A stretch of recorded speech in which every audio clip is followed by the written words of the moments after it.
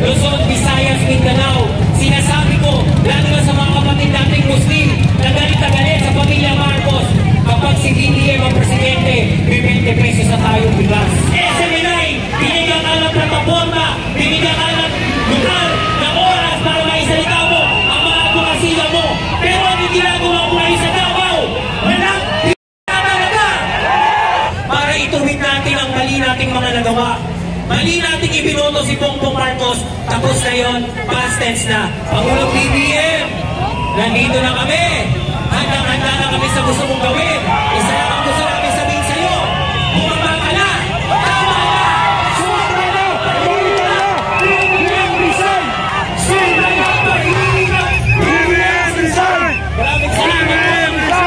BBM resign! Tulong kanila si Daniel Gablesa. Magandang araw po, mga batang Maynila. Maligayang pagdating po sa lugar na nag-iisang Supremo, Andres Bonifacio.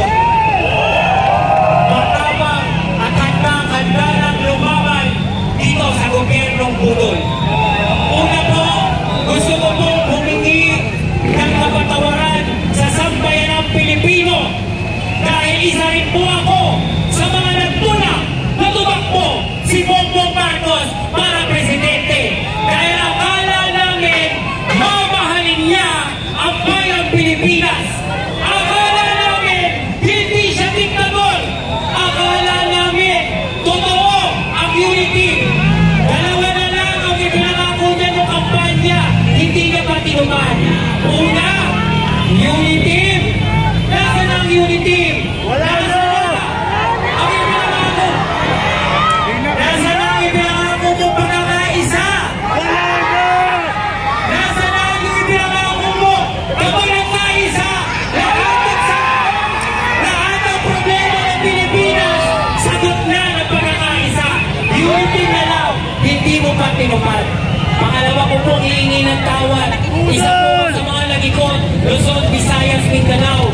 Sinasabi ko, lalo na sa mga kapatid nating Muslim, na galit sa pamilya Marcos, kapag si BBM ang presidente, may 20 pesos na tayong bigas. Kung kumandaan siya na sa bayang Pilipino, ang presyo ng bigas, 55, 45, pinaglululoko na lang nila tayo. Alam ko, nakamonitor ngayon, ang mga nakamonitor, lalo na yung mga best friend ko. Magkakasama naman tayo ng kampanya. Masakit sa amin na nakakahiwalay tayo. Ang pinakamasakit, yung ginawa ninyo kay Pastor Kibuloy sa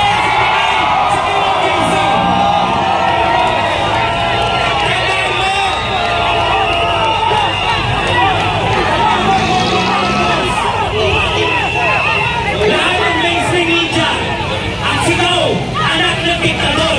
Ang SMNI, binigyan ka ng plataforma, binigyan ka ng lugar, ng oras para maisalita mo ang mga advokasya mo. Pero ang ginagawa mo ay sa Davao, walang kaya ka talaga!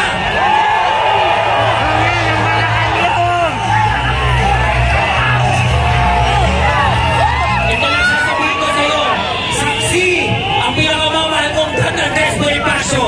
Matapang kami ang maisok, bilangga ang oras mo sa kamagalunan.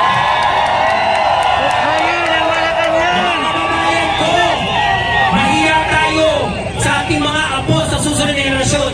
Kapag binibingihan tayo, siguradong sisisihin nila tayo sa mga hukay natin. Dahil hinayaan natin makabalik ang Marcos para lang ransakin, walang hiyain ang bayang Pilipinas. Lalo na yung mga best friend ko, mga sa kabila, ha? Hi! Lalo na sa mga polis. Sir, tandaan nyo, nangako kayo sa konstitusyon na protektahan nyo kami. Protektahan nyo ang taong bayan. Hindi! Hindi ang mga nabuuto sa inyo na kunin si Pastor Kibuloy para lamang sa reward na hindi namin malaman bakit kating-kati sila. Ang dami na nilang pera. Gusto ba yung magnakaw?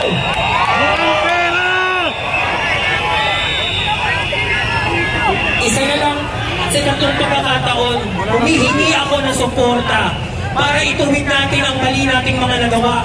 Mali nating ibinoto si Bongbong Marcos. Tapos na yon, past tense na. Dito tayo sa present tense. Maisog tayo. Marcos, alis dyan. Lumayas ka na. Ayaw ka na ng taong bayan. Hindi na namin gusto ng isang Marcos pa. At matatandaan mo to, BBM!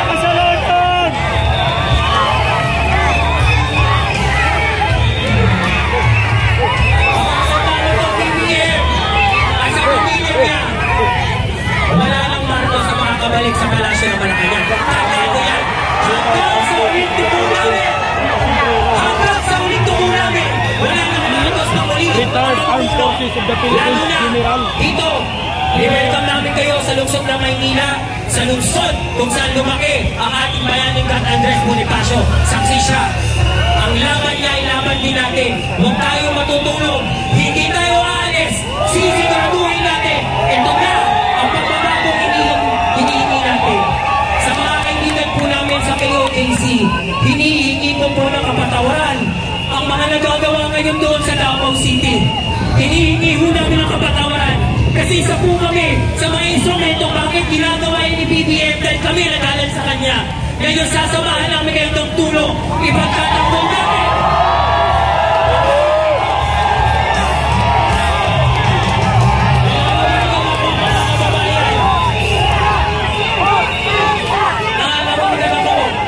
Kapag natakot na tayo, nagsisimula na ang diktadurya. Pag natakot na tayo magsalita, nagsisimula na ang diktadurya. Ipinaglaban na natin ang kalayaan natin noong 1986. Hindi natin hahayaan dahil magkakaisa tayong poproteksyonan ang ating kalayaan sa pamamahayag. Walang sino man ang pwedeng sumingil nito. Sisiguraduhin natin, itatama natin ang pagkakamali. Pangulong BBM, nandito na kami. Handang-handa na kami sa gusto mong gawin.